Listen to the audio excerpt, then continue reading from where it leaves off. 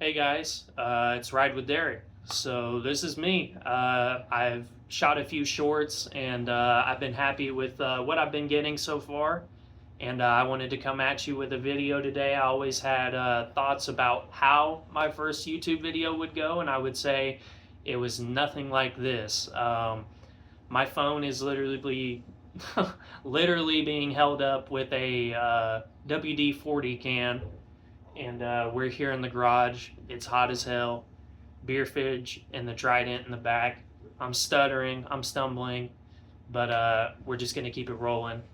I wanted to come to you today and tell you guys 5 things that I like about my Trident. It's a 2024. I've had it for 3 months, going on 4, and I put about 3,000 miles on it. I use it for my commute, and that's about 60 miles, there and back, Monday through Friday. Obviously, I don't get to ride every single day, it's weather permitting, but this has been pretty much the daily for the past 3 months. So, number one, and I'm going to start off with the biggest thing, in my opinion, is price. So, I went into a local dealership up in Wichita, and I went and got this bike, and I priced out an MT-07, and I priced out the Trident.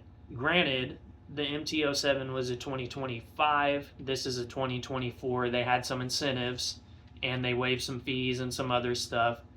So pretty much out the door price between the MT-07, a 25, and this bike, a 660, which is a 24 model, it was about a $2,000 difference. Now, that's good money. That's a good bit of coin. So taking that into consideration, I think, and on the used market, I've seen these bikes with some nice mods. 2022 models, 21 models that are going for $4,000. Guys, this bike for $4,000 is a deal. I mean, it's a good deal. You have some rider modes. You get that triple, which I assume would attract most people. You get the aesthetics, which I enjoy. So yeah, there's number one. Number two is the power and the weight.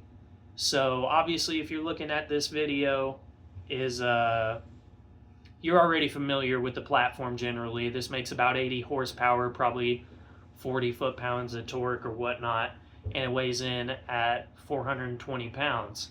So this bike, granted, I haven't raced any real fast boys, but I have a surplus of buddies with cruisers in my clique, in my riding group, and this bike, even underpowered, because these guys have 1,800cc bikes, 1,200cc bikes. They're not small bikes by any means, but just because of the power to weight difference, this bike weighing 400 pounds and a majority of my cruiser buddies anywhere from 5 to 800 pounds, and by the time they get on it, who knows? I hang with some pretty big dudes. So this bike will dust up on all the cruisers in my clique. Sorry guys, just had to sneak that one in. I'm jealous of all the comfort, but I got you there. So there's number two. Number three, I would have to say the ease of maintenance. As you guys can see, everything's exposed on this bike. Everything's within reach. It's not going to be a big job to take care of, like your oil change. I did the first service myself. The oil drain is right down there underneath the exhaust, easily accessible. And I think ease of maintenance is a big thing. You do want to learn to turn wrenches a little bit, save yourself some money. I think this is a great platform to do so. Number four, I've touched on it here a little bit. Obviously, the aesthetics. Again, the bike I was looking at, the MT-07, it's a good looking bike. Don't get me wrong. The front, it's kind of hard to get past the Cyclops looking stuff, as people call it. And you know, to me, I think this bike is a little bit more sleek, a little bit more classic look, a little bit more understated, I guess you should say. And yeah, that's just my opinion. And number five, um, this might be a con to some people. It depends on who you are. But this bike does not get a lot of attention, or at least I don't feel so. My buddy's got Harleys, all that stuff. Everywhere we go, they'll get compliments. They will.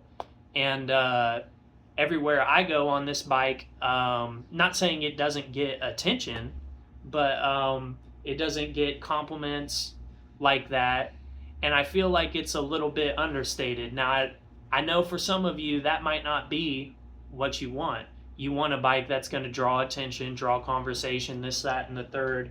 But I really appreciate flying under the radar, and usually I'm flying, so I really like going under the radar, not sticking out so much. And they get complaints about their exhausts, and this bike is pretty quiet with the exhaust that's on it, and it just kind of flies under the radar. So those are the 5 things off the top of my head. I know this video probably doesn't have the best setup, but one thing that I've always appreciated about YouTubers and ones that have kept me watching is they're authentic. So that's one thing I want to be for sure. So here I am in the garage fighting flies, phone on a WD-40 can, filming this for you. So if you like the video, drop a like, drop a comment, let me know what you want to know about this bike, any questions I can answer, and I'm going to start trying to push out some videos for you guys. Thanks.